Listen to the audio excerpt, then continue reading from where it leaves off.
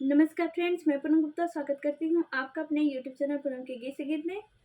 ये लाचारी गीत है, देखिएगा कैसा लगेगा और कमेंट में ज़रूर बताइएगा कि आपको मेरी आवाज़ में ये गीत कैसा लगा।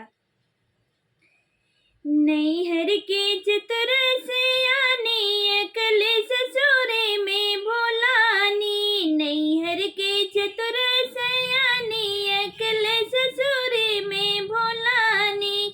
पहली बार हम ससुर जी का देखी, पहली बार हम ससुर जी का देखी।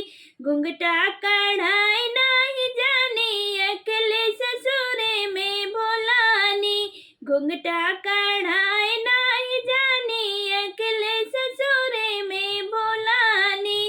नैहर के चतुर सयानी अकल ससुरे में भोलानी, नैहर के चतुर सयानी अकल ससुरे में भोलानी।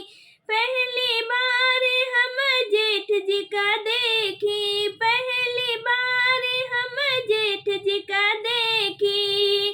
रहिया बेराव नाही जानी अकल ससुरे में भोलानी, रहिया बराव नाही जानी अकल ससुरे में भोलानी।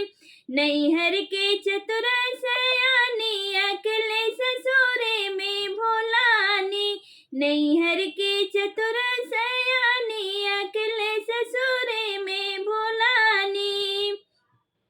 पहली बार हम देवर जी का देखी, पहली बार हम देवर जी का देखी।